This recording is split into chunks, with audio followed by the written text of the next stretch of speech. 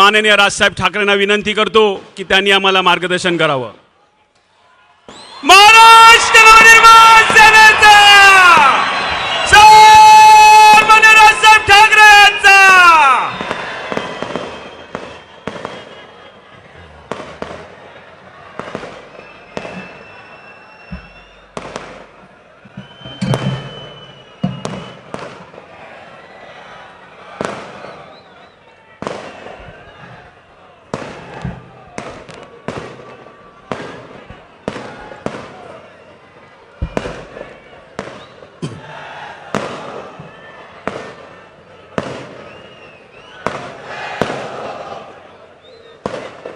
जमलेल्या माझ्या तमाम हिंदू बांधवांनो, भगिनींनो आणि मातांनो,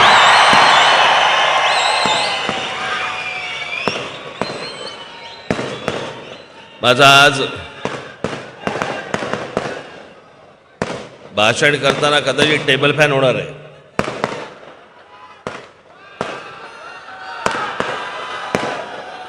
काय आलं काय आलं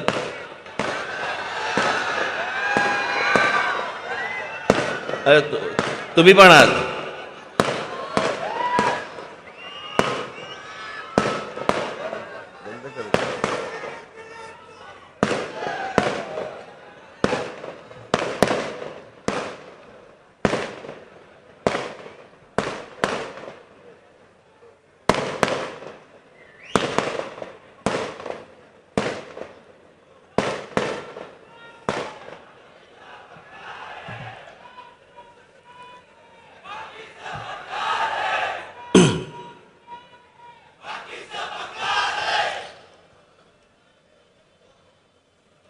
आता व्यासपीठाजवळ येत असताना मला अग्निशामक दलाचा बंब दिसला.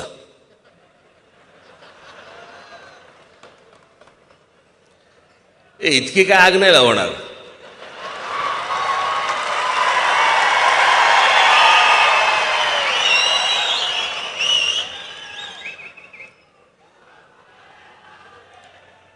आज दुपारी मी बसलो असताना मला एका पोलीस अधिकाऱ्यांचा फोन आला आणि त्यांनी मला सांगितलं की आपण किती वाजता निघणार आहात. म्हटलं का हो. नाही म्हणे काही छोटक फुटक काही संघटना तुमचा ताफा अडवण्याचा प्रयत्न करणार आहेत. म्हटलं माझा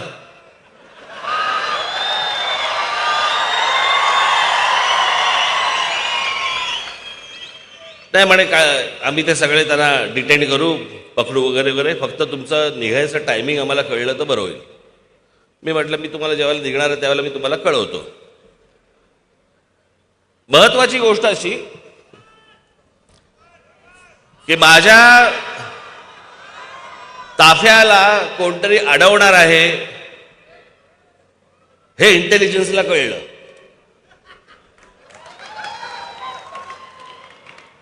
पण पवार साहेबांच्या घरी एसटीचे लोक जाणार आहेत हे इंटेलिजन्सला नाही कळलं.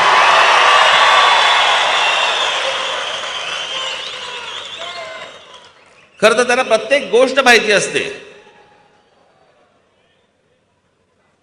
एखादा माणूस शिंकला तर तो करोनाचा शिंकला का साधा शिंकला हेही त्यांना माहिती असतं.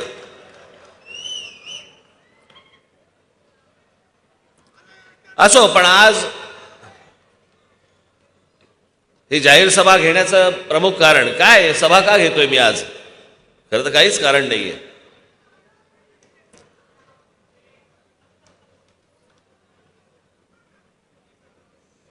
गुढीपाडव्याची सभा झाल्यानंतर अनेकांनी जे आपापले तारे तोडले,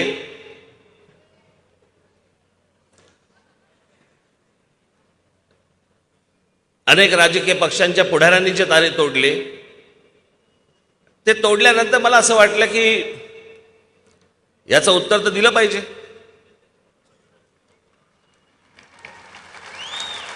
पण मला पत्रकार परिषद घेऊन याचं उत्तर द्यायचं नव्हतं. आणि याचं एकमेव कारण असं होतं की पत्रकार परिषद घेतली जर असती मी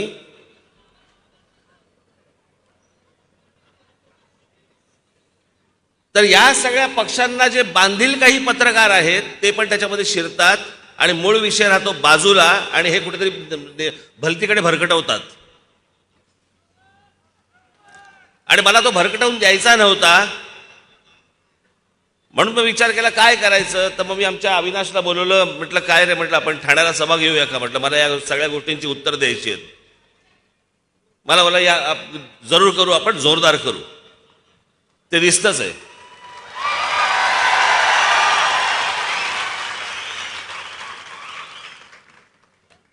मला कोणीतरी मगाशी एक दाखवलं की आत्ताची ही सभा महाराष्ट्रात काही ठिकाणी विजेच्या प्रश्नासाठी म्हणून, वीज नाही म्हणून थांबवली गेली आहे की तिकडे दाखवत नाहीयेत. काय मूर्ख माणसं आहेत हल्ली, सगळं मोबाईलवरती दिसतं.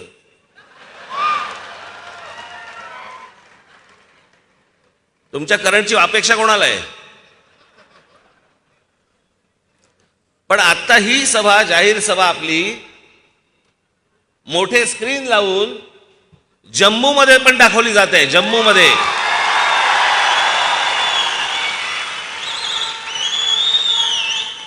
अनेक राज्यांमध्ये ही सभा दाखवली जात आहे.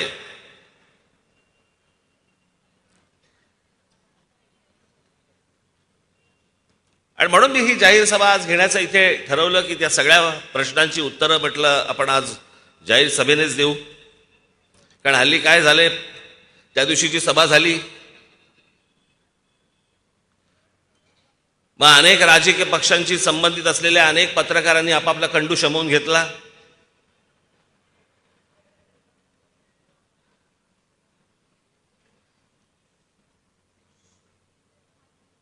आणि मग वाटेल ते भारतीय जनता पक्षाची स्क्रिप्ट होती.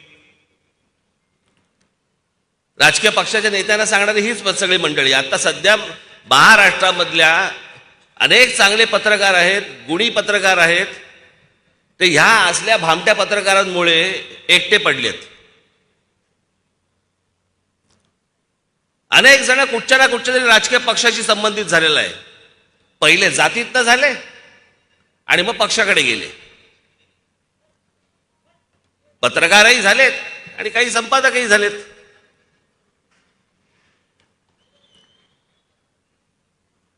आणि त्याच्यामुळे आपण काही बोललं की फक्त टीका करायची. टीका म्हणजे काय, तर त्या राजकीय पक्षांच्या नेत्यांचं जे म्हणणं आहे ते यांनी खरडायचं.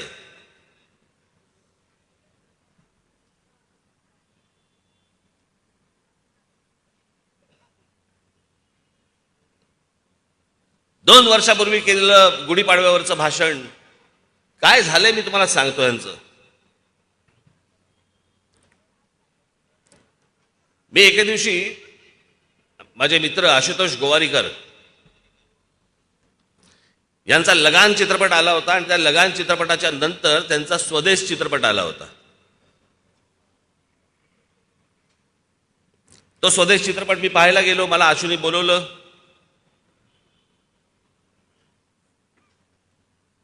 मी तो चित्रपट पाहत असताना मला असं वाटलं की मी बाहेर पडलो. चित्रपट पाहिल्यानंतर बाहेर पडल्यावरती मी आशूला विचारलं, म्हटलं अरे आशू काय पिक्चर बनवलाय. म्हटलं असा काय पिक्चर असतो का. म्हटलं हा काय पिक्चर आहे.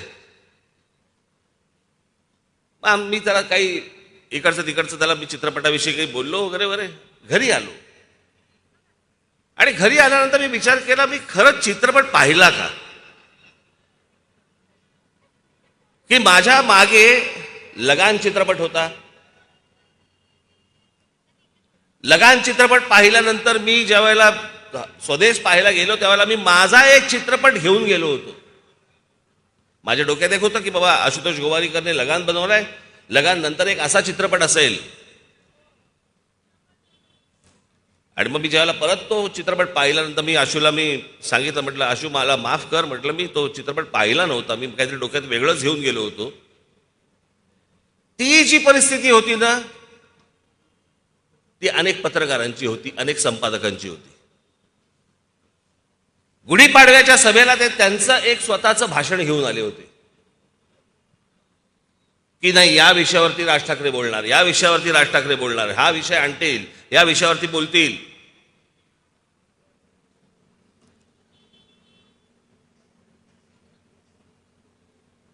3 वर्षापूर्वीच्या गुढीपाडव्याच्या सभेला नाही का ते नरेंद्र मोदींवरती बोलले होते, मग यावेळेला पण ते बोलतील. मी नाही बोललो, तेव्हा बोललो होतो, परत तशी वेळ आली तर बोलीन.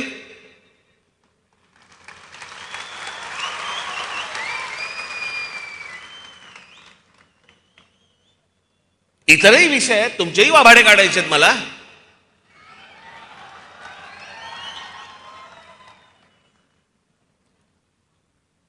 म्हणजे गेल्या निवडणुकीच्या वेळेला ज्या वेळेला बहुमत शिवसेना भारतीय जनता पक्षाकडे आल्यानंतर पण ज्या प्रकारे तुम्ही मतदारांची प्रतारणा केलीत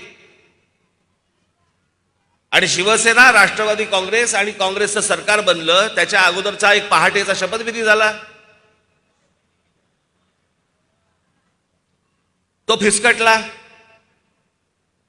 आणि मग यांचं सरकार बसलं. आता या दोन्ही गोष्टींवरती मी बोलल्यानंतर ह्याच्यात भारतीय जनता पक्षाची स्क्रिप्ट कुठची आली, ही तर स्क्रिप्ट अख्ख्या महाराष्ट्राला, देशाला माहिती आहे. ते विसरले होते, फक्त आठवण करून दिली मी.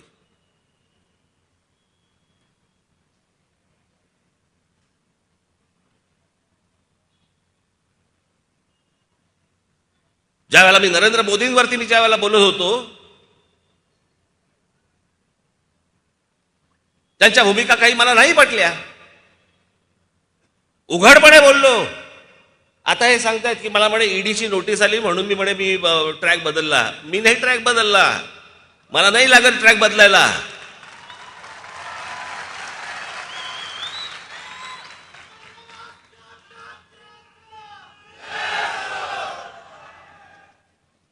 माहिती करून काही घ्यायचीच नाही. IL&FS नावाची जी कंपनी आहे, त्या कंपनीची इन्क्वायरी होती, ज्याच्यामध्ये कोहिनूर, ज्याच्यामध्ये मी होतो. मी 1 वर्षाच्या आत त्यातनं बाहेर पडलो. मी म्हणते झंगाट आपल्याला परवडणार नाही.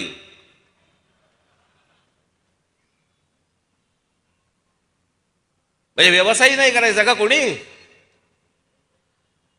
आणि त्या कंपनीची जी इन्क्वायरी निघाली त्याच्यातनं मला ती नोटीस आली होती आणि मी ती नोटीस आल्यावरती ईडीच्या कार्यालयात गेलो.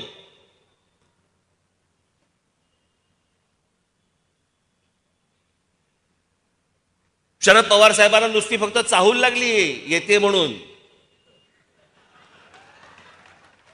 केवढं नाटक केलं त्याच्यावरती.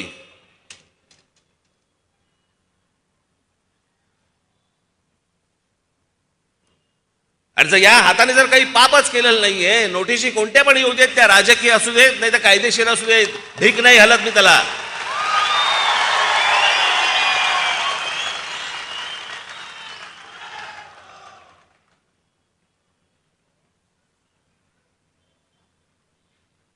बरं, ज्या वेळेला मी बोललो ती गोष्ट, उघडपणे बोललो की मला ह्या भूमिका नाही पटल्या म्हणजे नाही पटल्या. पण त्याच नरेंद्र मोदींच्या सरकारमध्ये ज्या वेळेला एखादी भूमिका त्यांची, ज्यावेळेला त्यांचं धोरण 370 कलम ज्यावेळेला काश्मीरमधलं रद्द केलं, त्याला अभिनंदन करणारा पहिलं ट्विट माझं होतं.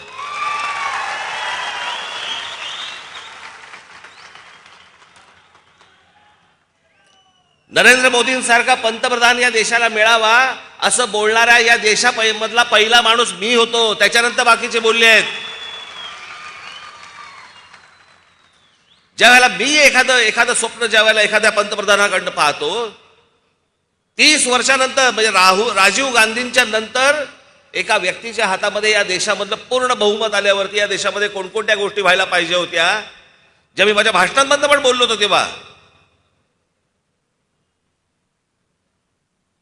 आजही माझी तीच मागणी आहे की बाकीच्या गोष्टी सोडा, ज्या झाल्या त्या झाल्या, पण नरेंद्र मोदींना माझं सांगणं आहे, आजही सांगणं आहे, या 2 मागण्या तुम्ही पूर्ण करा. या देशावरती खूप मोठे उपकार होतील. एक म्हणजे या देशामध्ये समान नागरी कायदा आणा.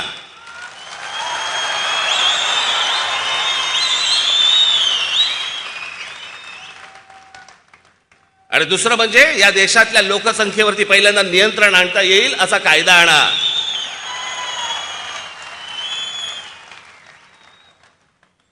आम्हाला काय असूया नाहीये. की आमच्याकडे एक तुमच्याकडे 5-5. आम्हाला त्याचा नाही त्रास होत, पण ज्या प्रकारे लोकसंख्या वाढते, ज्या प्रकारे हा देश एके दिवशी फुटेल,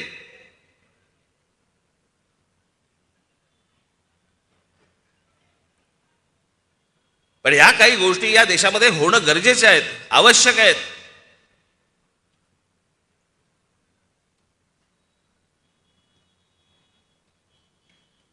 त्याच्यामुळे मला ज्या गोष्टींबद्दल विरोध करायचा होता तो मी केला. उद्या जर एखादी गोष्ट मला जर नाही पटली तर परत करीन, परंतु विनाकारण आपलं उठले, भाषणाला उठले आणि उगाच विरोध करायचा नाही. आता तुम्ही चिखल खाल्लाय, तुम्ही शेड खाल्लाय, आता तुमच्यावर.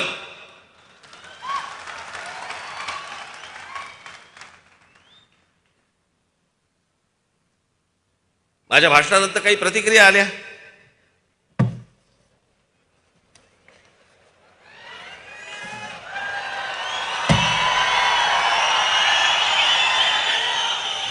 म्हटलं विसरायला नको.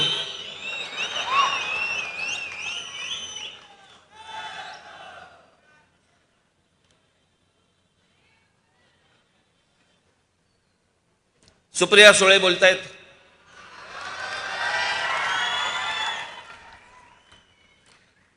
लाव रे तो व्हिडिओ म्हणणारे एका नोटीशीने बदलतील याचं मला आश्चर्य वाटतं. म्हणजे मला आश्चर्य या गोष्टींचं वाटतं की एकाच घरात राहून अजित पवारांच्या घरी रेड पडते पण तुमच्या घरी रेड पडत नाही. ह्याचं कारण मला कळेल का?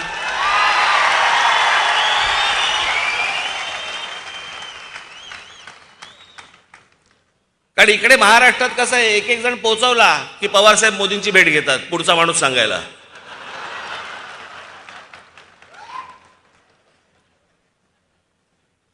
देशमुख गेले, मग परत एक भेट घेतली. अजितचं काय, मग रेड टाकल्या, रेड कंप्लीट झाल्या, परत भेट घेतली. तो जरा नवाब मलिक जरा फाजीलपणा जास्ती करतोय, जरा जरा थोडंसं लक्ष द्या. मग नवाब मलिक, आता नवाब मलिकांचं झालं. परवा दिवशी एक फोटो काढला सगळ्या राज्यसभेतल्या खासदारांचा, नंतर हळूच जाऊन परत आतमध्ये परत भेटले. मग काहीतरी संजय राऊत बद्दल बोलले. असं म्हणे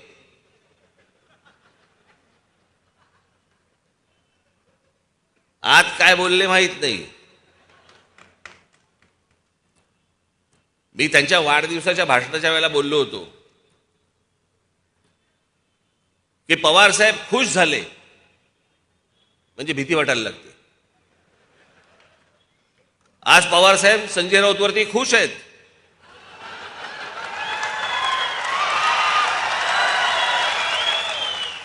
कधी टांगलेला दिसेल कळणार पण नाही. याच्यामध्ये अनेक काँग्रेसवाले गेलेले आहेत.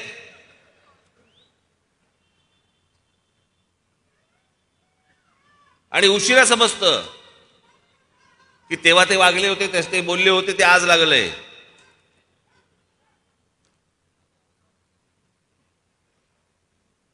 अजित पवारांच्याकडे रेड पडते, अजित पवारांच्या सख्या बहिणींच्या घरी रेड पडते, आणि त्याच्यानंतर देखील पवार साहेब आणि नरेंद्र मोदी यांचे अत्यंत मधुर संबंध राहतात. कसं काय? मी कधी बघितलं नाही पवार साहेबांना भडकलेलं कधी बोलताना. मी ज्यावेळेला उघडपणे बोलत होतो त्यावेळेला ह्यांच्या शेपट्या आतमध्ये होत्या सगळ्यांच्या. हे कोणी बोलले नाही, ते दुसरे एक ते जयंत पाटील.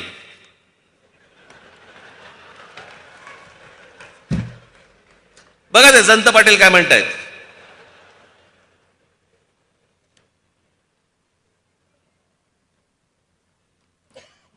हे कधी म्हणे गेले होते उत्तर प्रदेशामध्ये की ज्यांना आता उत्तर प्रदेशचं कौतुक वाटतं. जयंत पाटील, माझं भाषण नीट ऐका.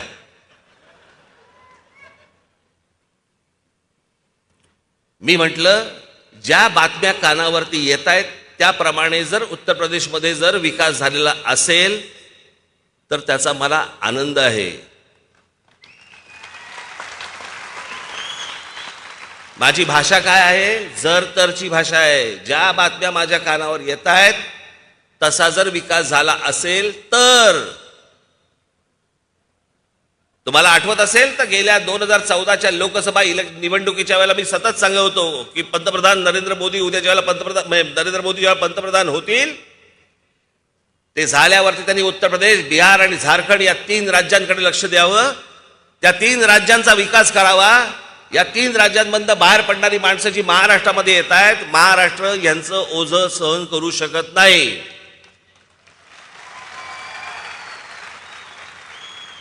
माझी सगळी भाषणं काढून बघा. आणि सुप्रिया सुळेंनी बोलायचं नाही हो. यांचे खायचे दात वेगळे आहेत, दाखवायचे सुळे वेगळे आहेत.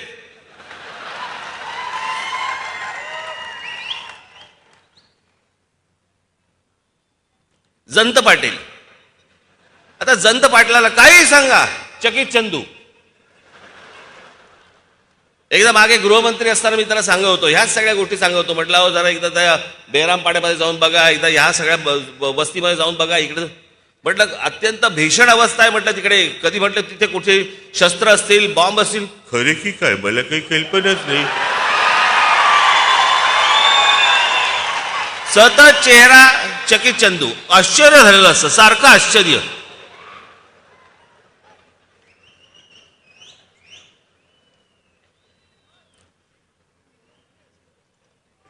संपलेल्या पक्षाबद्दल मी काय बोलणार. संपलेला पक्ष, अरे येऊन बघा, हा काय संपलेला पक्ष आहे का.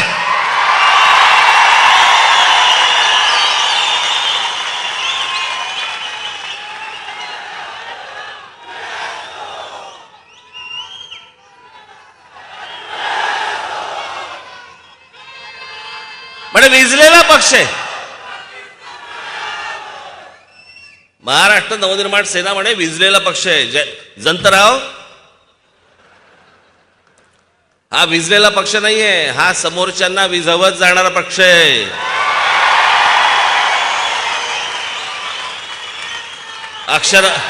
माझ्या अक्षरावरती जरा थोडासा इकडे तिकडे झालं असेल तर बघून घ्या.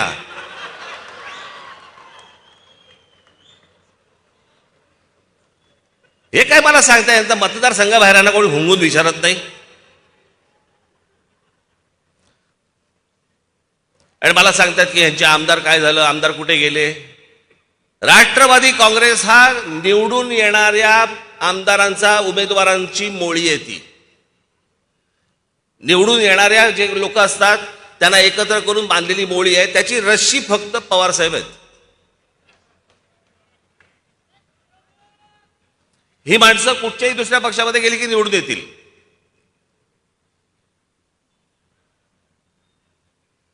मग भुजबळ म्हणालेत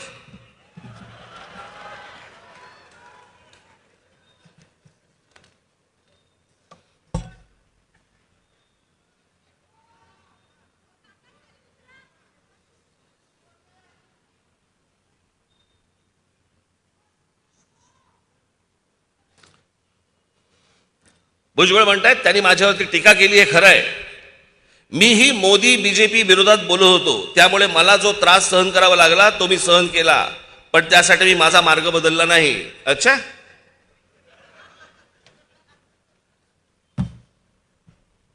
भुजबळ साहेब तुमचे सीए, तुमचा चार्टर्ड अकाउंटंट आणि तुमच्या बरोबरचा एक माणूस यांनी केलेल्या केसेसमुळे तुम्हाला आज जावं लागलं. भारतीय जनता पक्ष किंवा मोदींवरती टीका केल्यामुळे नाही जावं लागलं. यांच्या संस्थेमधल्या गैरव्यवहारामुळे जावं लागलं आतमध्ये. मोदींवरती टीका केली म्हणून नाही जावं लागलं. 2-2.5 वर्ष जेलमध्ये गेल्यानंतर पहिला शपथविधी यांचा होतो. बरं, सगळेजण सांगतायत संपलेला पक्ष आहे, त्याच्यावर काय बोलणार, तरी बोलतायत. रकानेच्या रकाने भरतायत, रकानेच्या रकाने लिहितायत.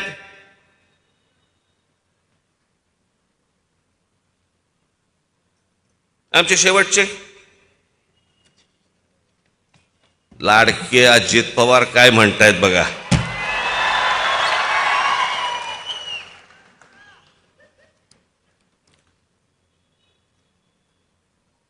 त्यांचा एक आवडता शब्द आहे, पठ्ठ्या. यांना काय म्हणे भोंगे आत्ताच दिसले का म्हणे, आत्ताच सुचले का, याच्या अगोदर काय म्हणे झोपा काढत होतात का. अजित पवार, मी कधी कधी कुठची कुठची गोष्ट बोललोय ना, हे मला नीट आठवतंय. आणि तुमच्या फक्त माहितीसाठी म्हणून मी 3 व्हिडिओज आणलेत.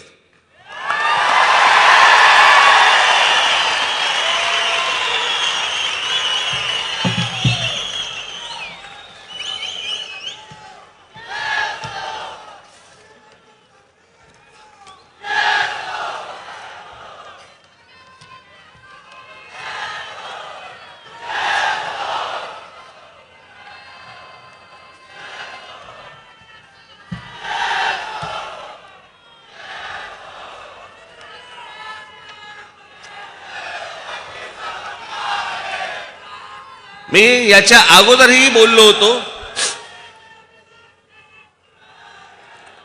परंतु त्याचे मला काही व्हिडिओ सापडले नाहीत. सोक्षमोक्ष लावलेला बरा असतो. काय झालं, तो जो सकाळचा शपथविधी झाला त्याच्यानंतर जो पवार साहेबांनी जो आवाज काढला, तो आवाज काढल्यानंतर 3-4 महिने अजित पवारांना ऐकू येत नाही. बॉम्ब फुटल्यानंतर माहितीये कू असा एक आवाज येतो कानात, काही ऐकू येत नाही. तसा तो आवाज काढल्यानंतर त्याला 3-4 महिने कू असा आवाज येत होता. त्याच्यामुळे मी काय बोललो हे त्याला कळलंच नाही. तरी पण मी तुम्हाला पहिला जे मी माझं बोलणं बोललोय 28 जुलै 2018 या दिवशी मी काय बोललोय तुम्ही बघा.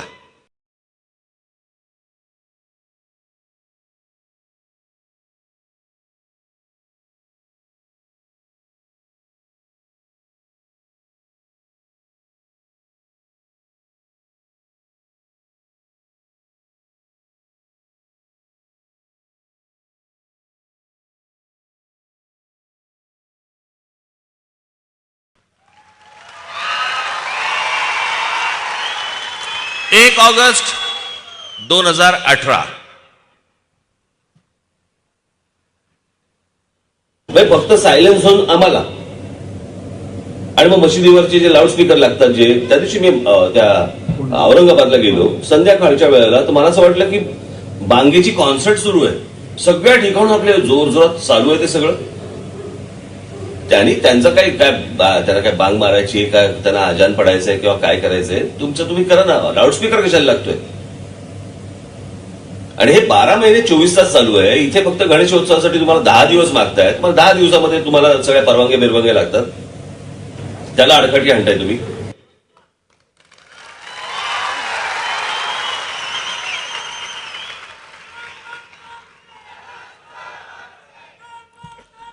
आता लॉकडाऊन लागायच्या अगोदर महाराष्ट्र नवनिर्माण सेनेचं जानेवारी 23 ला जे अधिवेशन झालं होतं, त्या अधिवेशनामध्ये मी काय बोललो होतो.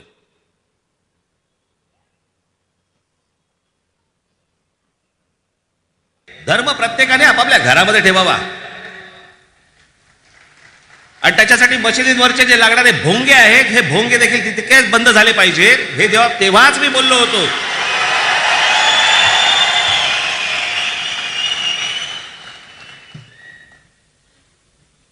तुमची प्रार्थना, धर्म प्रत्येकाने आपापल्या घरामध्ये ठेवावा आणि त्याच्यासाठी मशिदींवरचे जे लागणारे भोंगे आहेत, हे भोंगे देखील तितकेच बंद झाले पाहिजेत. हे तेव्हाच मी बोललो होतो.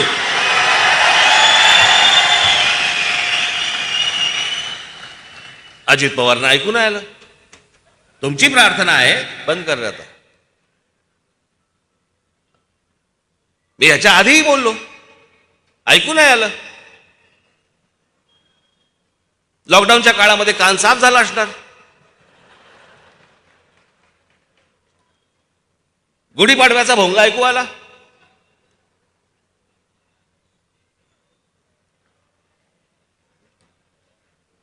बरं, मी चुकीचं काय बोललो. या मशिदींवरच्या भोंग्यांचा अख्ख्या देशाला त्रास होतोय. ह्याच्यामध्ये धार्मिक विषय कुठे आहे?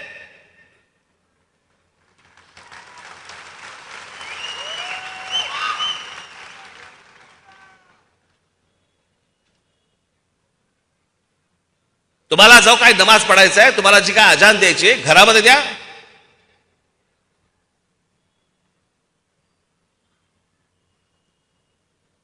शहरांचे रस्ते कशाला अडवताय?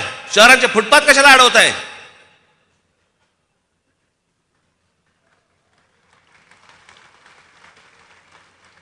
प्रार्थना तुमची आहे, आम्हाला काय ऐकवताय?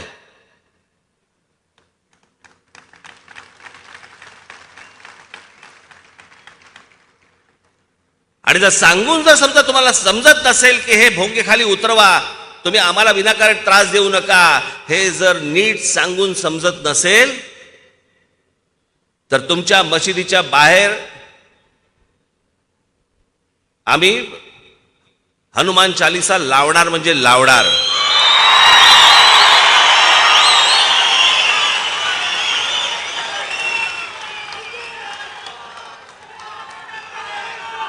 वातावरण आम्ही नाही बिघडवत आहोत, आम्ही वातावरण नाही बिघडवत आहोत. हा धार्मिक विषय मुळात नाहीच आहे, हा सामाजिक विषय आहे. वयस्कर लोकांना, विद्यार्थ्यांना, महिलांना, सर्वांना या गोष्टींचा सकाळी त्रास होतो. 5-5 वेळा तुम्ही दिवसभरामध्ये तिकडे नमाज पडता, बांग देता.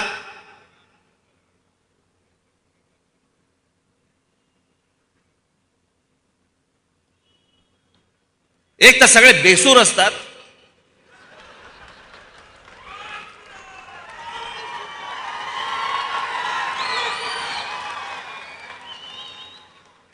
काय म्हणून आम्ही ऐकायचं? रस्त्यावरती घाण झाली तर आपण रस्ता साफ करतो, फुटपाथवरती घाण झाली तर आपण फुटपाथ साफ करतो. मग जर कानाला त्रास होत असेल तर भोंगे खाली उतरवलेच पाहिजेत.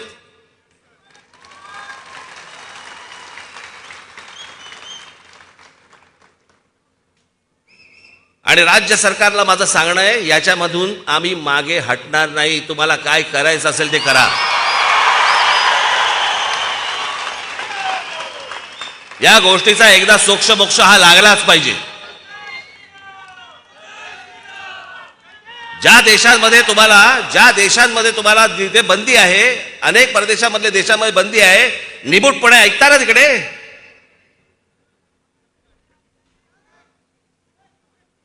आज माझे अनेक असे मुसलमान परिचयाचे लोक आहेत, ते येऊन सांगतात की तुम्ही म्हणताय ते बरोबर आहे.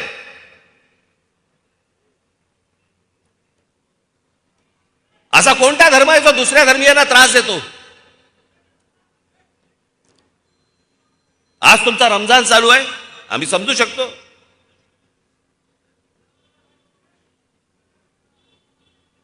आमचाही गणपती उत्सव असतो, नवरात्र उत्सव असतो. 10 दिवसामध्ये आपण समजू शकतो. तरीही तो लाऊडस्पीकर कमीच लावला पाहिजे, तो भाग वेगळा.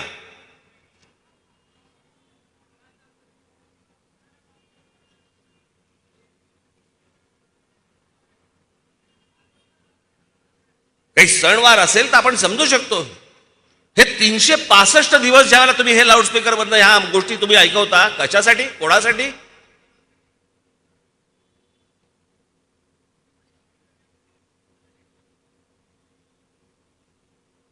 3 तारखेला ईद आहे.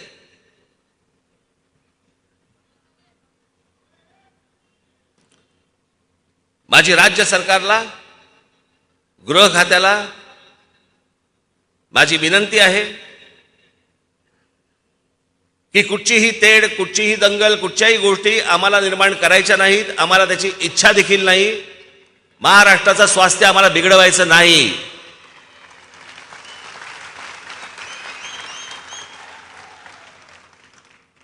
पण आज 12 तारीख आहे. 12 ते 3 मे महाराष्ट्रातल्या सगळ्या मशिदींवरच्या मौलवींशी तुम्ही त्यांना बोलवून घ्या. त्यांना सांगा सर्व मशिदींवरचे लाऊडस्पीकर हे उतरले गेले पाहिजेत, खाली आले पाहिजेत. 3 तारखेनंतर तुम्हाला कोणताही त्रास आमच्याकडनं होणार नाही.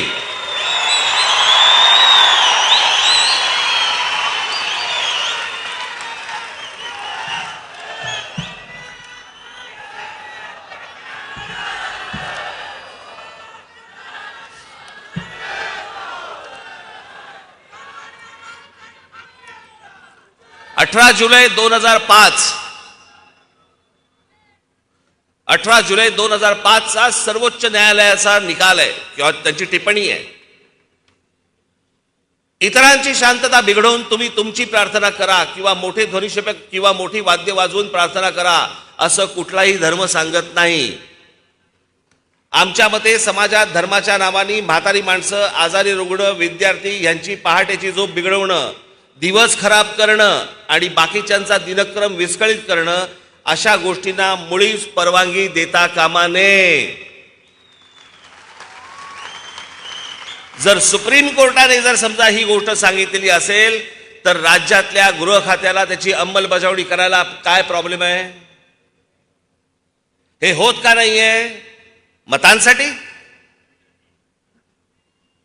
म्हणजे हे मतांसाठी म्हणून वाटेल त्या प्रकारे धर्म चालवणार आणि आम्ही उघड्या डोळ्यांनी आणि उघड्या कानांनी बघत बसायचं, हातावर हात ठेवून आम्ही उभं राहायचं फक्त.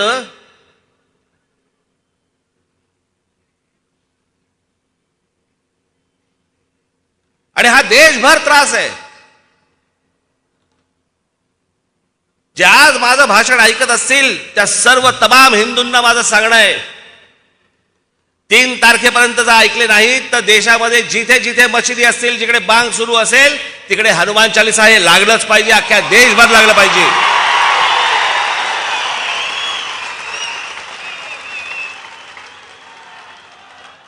आम्हाला काय त्रास होतो तो एकदा त्यांना होऊ देत.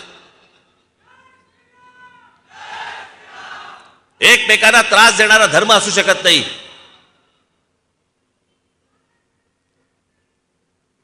आणि ह्याच्यावरती ह्यांची बाजू घेणारे हे इकडचे ते आवाड,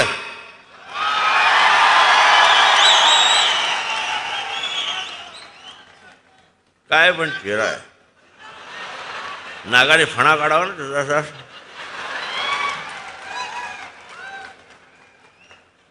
आता उद्या काहीतरी बोलेलच, डसू शकतो, बिसू शकतो वगैरे वगैरे. ये शेपटा धरतो, गरगर फिरवतो आणि फेकून देतो.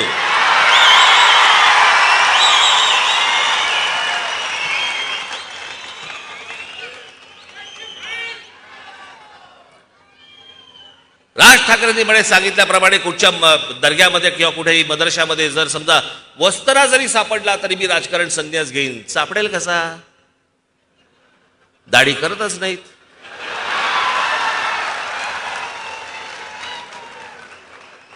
वस्त्रा कसा सापडेल? बरं, इकडून तिकडून तुला वस्त्रा दिसला? याच्या बुद्धीची कीव करावीशी वाटते मला. आवाड, आता मी 4 गोष्टी तुम्हाला वाचून दाखवतो.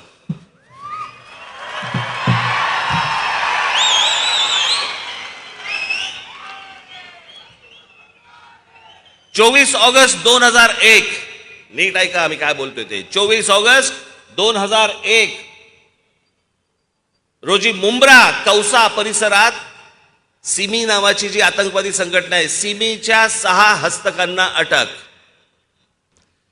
20 डिसेंबर 2001 रोजी संसदेवरील हल्ल्याप्रकरणी कुख्यात अबू हजमा याला मुंब्र्यातून अटक. 16 मार्च 2002 रोजी मुंब्र्यातून कुख्यात हजबुल मुजाहिद्दीन संघटनेच्या 4 अतिरेक्यांना अटक.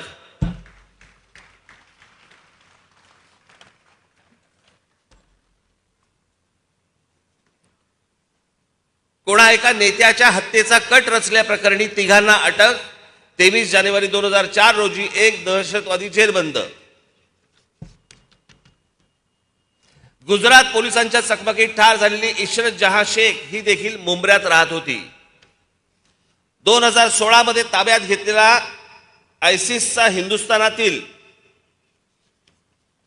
म्होरक्या मुदब्बिर शेख हा गेली कित्येक वर्ष मुंब्र्यातील अमृतनगर येथे राहत होता. 17 एप्रिल 2003 रोजी लष्कर ए तोयबाच्या 2 अतिरेक्यांना अटक. 16 मे 2003 रोजी मुंब्रा येथूनच मुलुंड बॉम्बस्फोट प्रकरणी मोहम्मद नैमुद्दीन या व्यावसायिकाला अटक.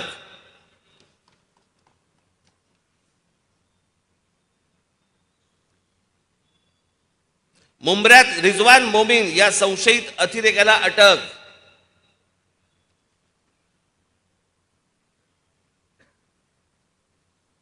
26 जानेवारी 2019 मध्ये मुंब्रा येथील तला उर्फ अबू बकार हनीफ पोत्रिक याला दहशतवाद विरोधी पथकाने अटक केली. हे सगळे मुंब्र्यातले आहेत, जिथून आवाड निवडून येतो.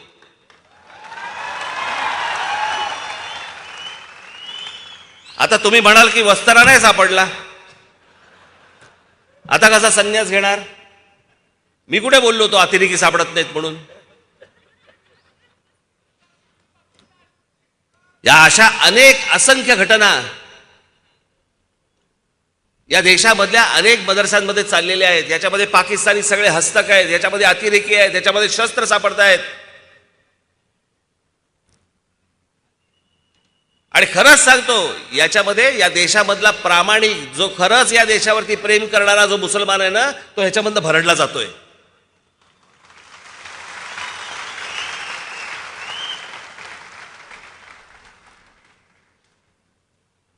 हे आमचे सलीम मामू शेख बसले इथे. सलीम मामा उभा राहा.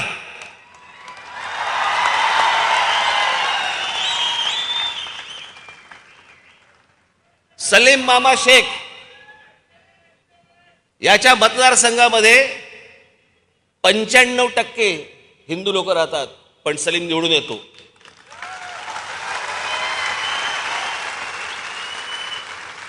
याचं कारण हे मराठी मुसलमान, या देशावरती प्रेम करणारे मुसलमान, या देशाशी प्रामाणिक असलेले मुसलमान असंख्य आहेत, पण हे या लोकांमुळे भरडले जात आहेत.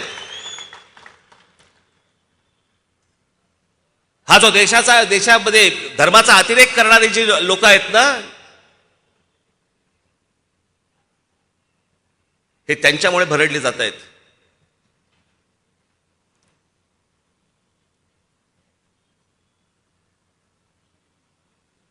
याच्यापेक्षा वेगळी अजून काय भूमिका असावी मला जरा सांगा. आणि पवार साहेब सांगतायत मी जातीयवाद भडकवतो. मी बरं, पवार साहेबांनी सांगावं, राष्ट्रवादी काँग्रेसने सांगावं राज ठाकरे त्याची भूमिका बदलतो म्हणून. राष्ट्रवादी काँग्रेसने बोलावं.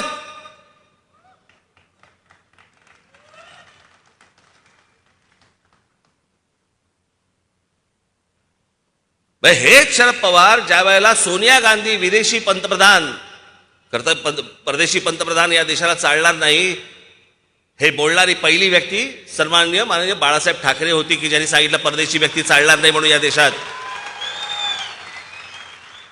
आणि मग तो धागा पकडून पवार साहेबांनी काँग्रेसमधनं बाहेर पडले की विदेशी पंतप्रधान आम्ही मान्य नाही करणार म्हणून.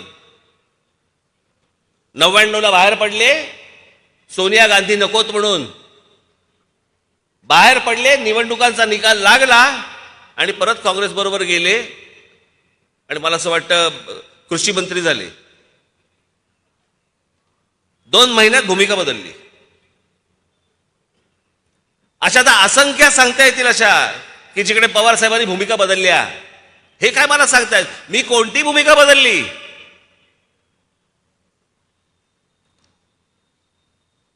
हिंदुत्वाची भूमिका मी आज नाही आणली आहे. आठवून बघा, या देशामध्ये पाकिस्तानी कलावंतांना डोंगरावरती लात मारून हाकलून देणारी संघटना कोणती होती, पक्ष कोणता होता?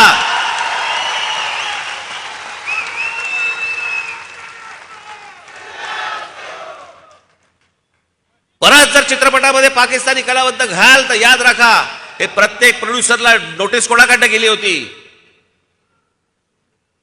जे आपल्याकडे येऊन गाणी गात होते, आपल्याकडे येऊन चित्रपटामध्ये काम करत होते, या सगळ्यांना ज्यांनी हकलून दिलं तो माझा महाराष्ट्र सैनिक होता.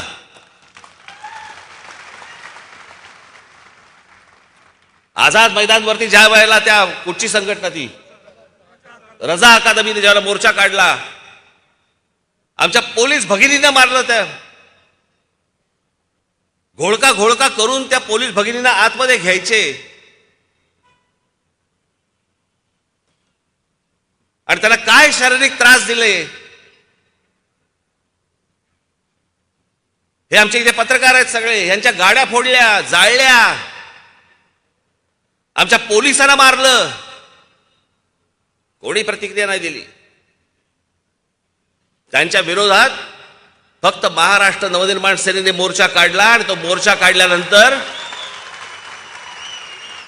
तिथे जो मुंबईचे पोलीस कमिशनर होते त्यावेळेला आरोप पटनायक हे आले आणि ते आमच्या पोलिसांवरतीच डाफरायला लागले. समोरून ते हल्ला करतायत आणि हे सांगतायत, पोलिसांना सांगतायत नाही हल्ला नाही करायचा, त्याला मारायचं नाही, त्याला कुठची गोष्ट करायची नाही. तो मोर्चाच मुळात काढला होता आरोप पटनाईकना मुंबईच्या पोलीस कमिशनर पदावरनं काढून टाकण्यासाठी म्हणून. आणि तो मोर्चाच इतका ताकदवार होता की सरकारला निर्णय घ्यावा लागला आणि आरोप पटनाईकना मुंबई पोलीस कमिशनर पदावरनं काढून टाकण्यात आलं. हा काढलेला मोर्चा हा आमचा होता. अगोदरच्या गोष्टी जर समजा हे विसरून गेले असतील तर आठवण करून देतो.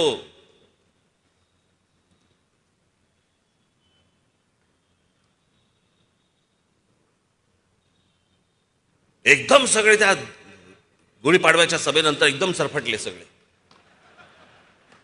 काय उत्तर देऊ, काय करायचं, काय नाही करायचं.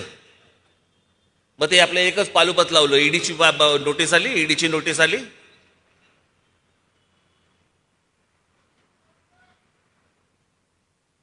परत आली तर परत जाईल. तुम्ही जाताय का? नुसत्या फक्त प्रॉपर्टी अटॅच केल्या तर शिव्या द्यायला लागले पत्रकार परिषदेत.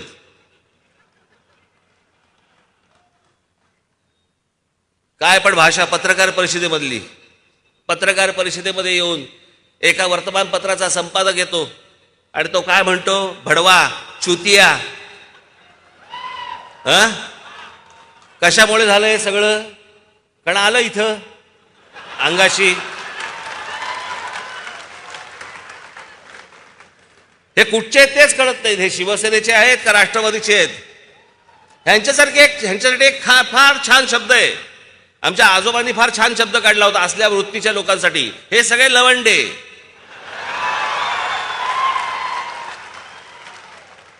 वरती अनुस्वार आहे, लक्षात ठेवा.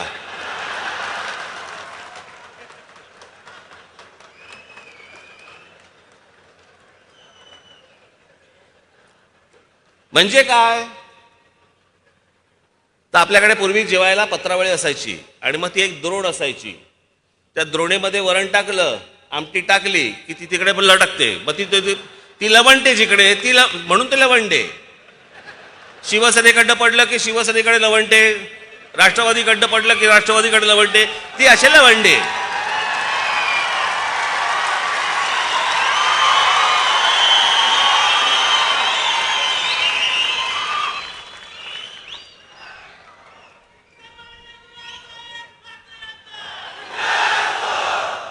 केवढं झोंबलं त्यांना ते.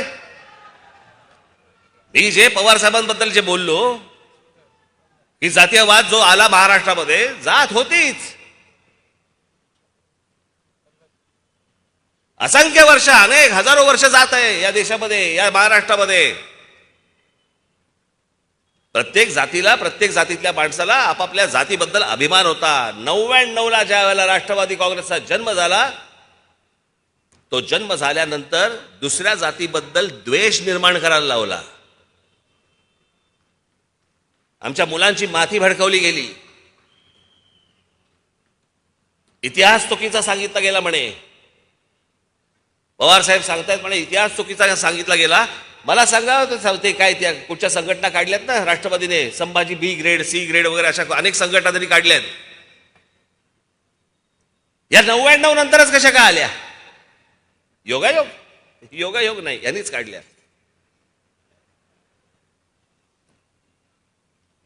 तुम्हाला मी शरद पवार साहेबांच्या एक मुलाखत घेतली होती पुण्याला. मी त्याच्यामध्ये हा प्रश्न विचारला होता. आज काढून बघा. मी त्याच्या पुढे त्यांचं वय ऐकून बघून मी फार खोलात गेलो नाही.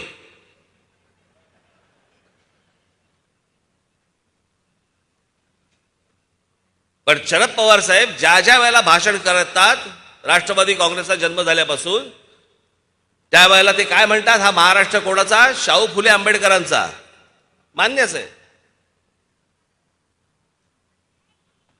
पण त्या अगोदर हा महाराष्ट्र सर्वप्रथम जर कोणाचा असेल तर तो आमच्या छत्रपती शिवरायांचा महाराष्ट्र आहे.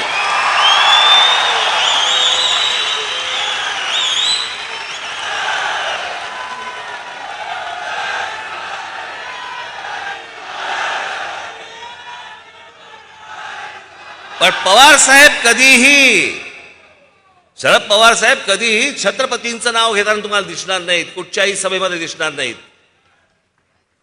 कारण छत्रपतींचं नाव घेतल्यानंतर मुसलमान मतं गेली तर काय करायचं, आणि म्हणून शिवछत्रपतींचं आमच्या कधीही ते नाव घेत नाहीत. शाहू फुले आंबेडकर, आणि मग छत्रपतींवरचं राजकारण करायचं असेल, त्याच्यामध्ये जर जातीचं राजकारण करायचं असेल, माझ्या महाराष्ट्रामधल्या मराठा बांधवांची भगिनींची जर माथी भडकवायची असतील, मग दुसरे कोणीतरी पुस्तकं लिहिलीत, मग ती ब्राह्मणांनी पुस्तकं लिहिलीत, मग अजून कोणीतरी काहीतरी लिहिलंय. त्यांचं एक भाषण बघत होतो म्हणे, अफजल खान म्हणे इथे आला होता, त्यावेळेला महाराजांनी त्याचा कोथळा बाहेर काढला, पण त्याच्यामध्ये काय हिंदू मुसलमान असं काय नव्हतं. मग पवारसाहेब तो कशासाठी आला होता? तो काय केसरी टूर्स आणि काय ते वीणा वर्ल्डचं तिकीट घेऊन आला होता काय महाराष्ट्र दर्शन करायचं म्हणून? छत्रपतींची आमच्या ओळख काय? छत्रपतींनी ज्या वेळेला या स्वराज्याची शपथ घेतली त्यावेळेला हातामध्ये ध्वज कोणता घेतला? भगवा घेतला, आमच्या भागवत धर्माचा घेतला, आमच्या महाराष्ट्राचा घेतला, आमच्या संतांचा घेतला, आमच्या मंदिरांवरचा घेतला.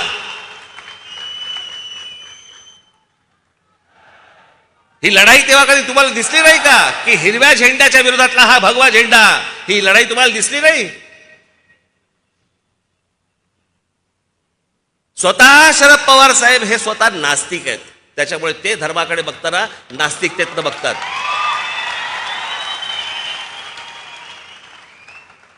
एखादा मिळाला तर दुर्मिळ फोटो तुम्हाला मिळेल, एखादा पवार साहेबांचा मंदिरात हात जोडतानाचा, पण तोही मिळणार नाही.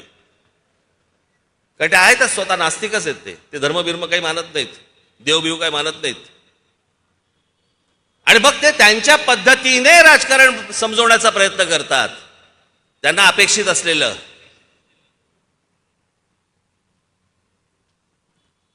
आणि मग त्याच्यामध्ये काय, बाबासाहेब पुरंदरे सॉफ्ट टार्गेट आहे. मी सांगितलं तुम्हाला, बाबासाहेब पुरंदरेंनी चुकीचा इतिहास सांगितला. कोणत्या पानावरती कोणत्या ओळीत सांगितला ते तर सांगा ना.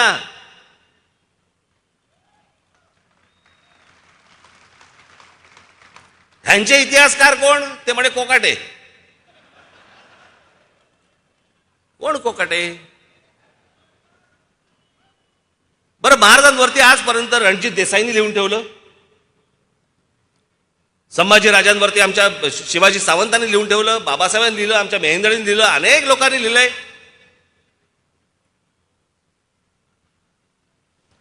प्रत्येकाने आपापल्या पद्धतीने शिवाजी महाराज महाराष्ट्र समोर आणले. पण घराघरामध्ये जर समजा शिवाजी महाराज कोणामुळे जर पोचले असतील तर ते फक्त बाबासाहेब पुरंदरेंमुळे पोचले. हे नाकारून चालणारच नाही तुम्हाला, आणि हे कोणीही मान्य करतं. मग त्यांची व्याख्यानं असू देत, त्यांची पुस्तकं असू देत, तर काही असू देत, पण आम्हाला इतिहास नाही बघायचा आहे. आम्हाला ते पुस्तक कोणत्या जातीच्या माणसांनी लिहिलं ते बघायचंय. आम्ही आमच्या शिवछत्रपतींचा इतिहास सांगणार नाही आहोत, आम्ही आमच्या मराठेशाहीचा आम्ही इतिहास सांगणार नाही आहोत. आम्ही मराठेशाहीचा इतिहास सांगताना आम्ही त्याच्यामध्ये फोड करणार.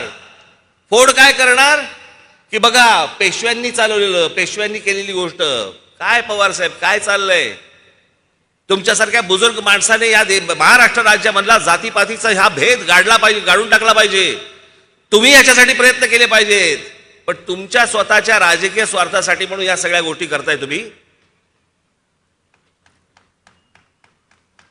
या शरद पवार साहेबांकडे अनेक गुण आहेत, खरंच घेण्यासारखे आहेत, पण ह्याचं काय करायचं? मी त्यांच्या वाढदिवसाच्या वेळेला जेव्हा भाषण केलं होतं त्या भाषणाची माझी पहिली लाईन, तुम्ही पहिली ओळ आज काढून बघा.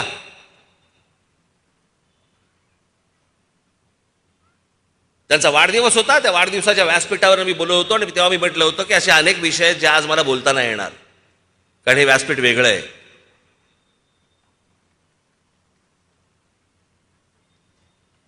पण हा जातीपातीचा जो चिखल महाराष्ट्रामध्ये होतोय, घडतोय, याला यांचं काय राजकारण करायचं करू देत. माझी महाराष्ट्रातल्या माझी सर्व बांधवांना, भगिनींना माझी विनंती आहे, यातनं बाहेर या.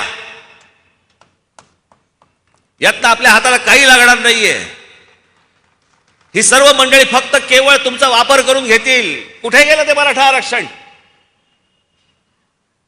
लाखाचे मोर्चे निघाले, उन्हा तानाबंद माझे बांधव भगिनी सगळे सगळ्या ठिकाणी मोर्चे घेऊन फिरले. काय झालं त्याचं आठवत असेल तुम्हाला? तेव्हा एकटा राज ठाकरे तुम्हाला सांगत होता हे होणार नाही, ह्याला करायचंच नाहीये, ह्याला निवडणुकीसाठी फक्त तुम्हाला उचकवायचं होतं, ह्याला फक्त तुम्हाला उचकवायचं होतं. त्या उचकवण्यामधनं फक्त मतपत्रात पाडून घ्यायची होती. आता नवीन काढलं, आता ओबीसी समाजाबद्दल काढलं, मग ते प्रकरण आता कोर्टात मध्ये गेलं, मग त्याच्यावरती निवडणुका पुढे ढकलल्या. निवडणुका पुढे ढकलल्या म्हणजे सगळ्या महानगरपालिकांवरती प्रशासक नेमला गेला, म्हणजे राज्य सरकार पण ह्यांच्या हातामध्ये, महानगरपालिकेचा प्रशासक पण ह्यांच्या हातामध्ये, दोन्ही बाजूनी खा.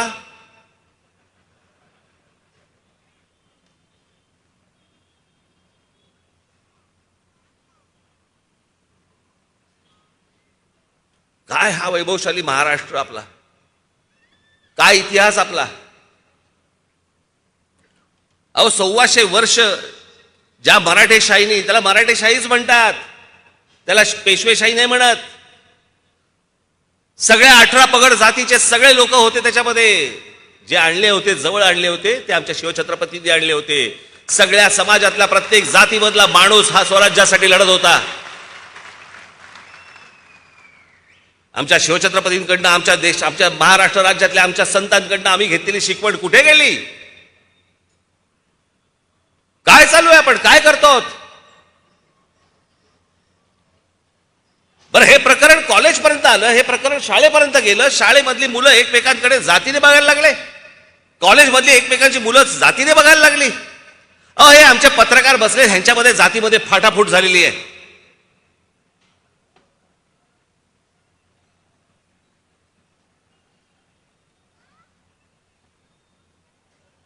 महाराष्ट्राला कोणी हरवू शकलं नव्हतं. महाराष्ट्राला हरवतंय कोण? आमची जात.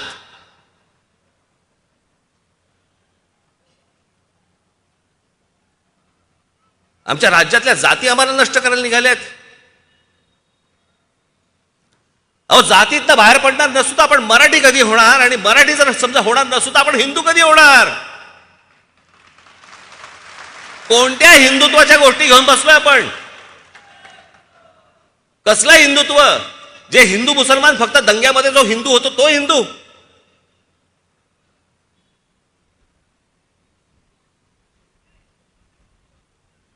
या सगळ्यांपासून माझे महाराष्ट्राच्या सगळ्यांना माझी हात जोडून विनंती आहे, ह्या सगळ्या भामट्यांपासून दूर राहा.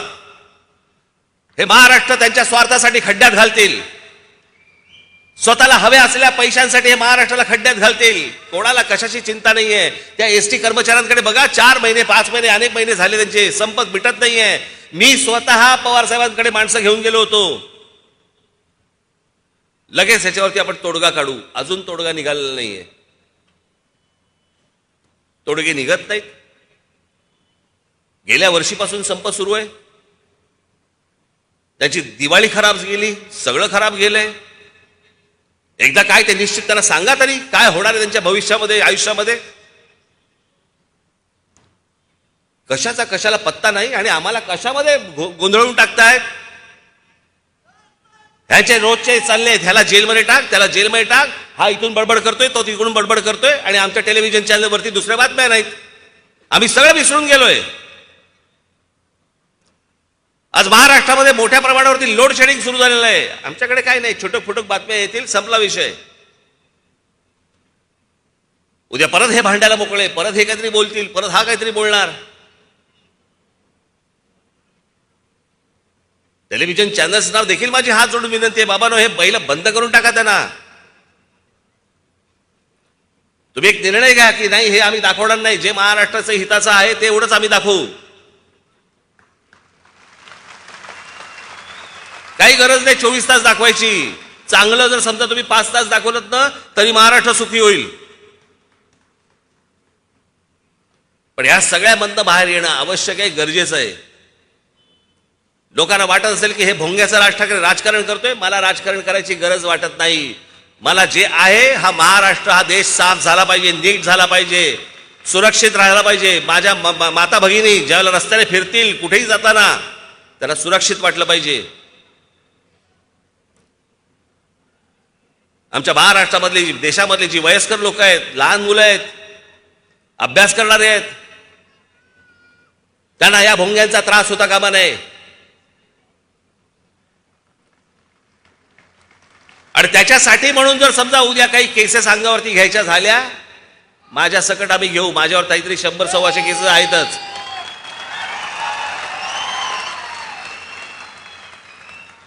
मी मागे म्हटलं होतं ना, अस्वलाच्या अंगावर अजून एक केस आला तर काय फरक पडतो.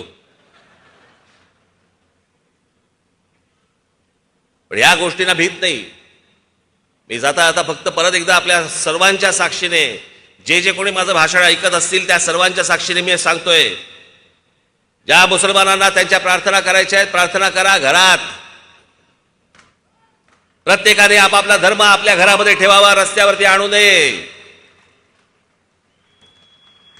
जेव्हा सणासुदीचे ज्यावेळेला दिवस असतील त्यावेळेला 10 दिवस 15 दिवस आपण समजू शकतो, पण 365 दिवस 24 तास हे नाटक लफडं चालणार नाही यापुढे महाराष्ट्रात.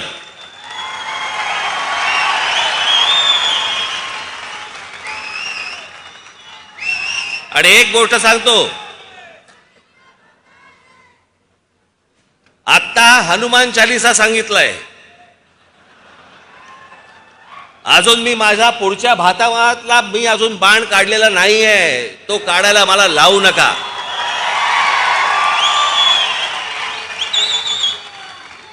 आणि म्हणून माझी या संपूर्ण राज्य सरकारला माझी हात जोडून विनंती आहे, केंद्राला ही विनंती आहे माझी, की जिथे समाजाला त्रास होतोय असल्या कोणताही धर्म असता कामा नये.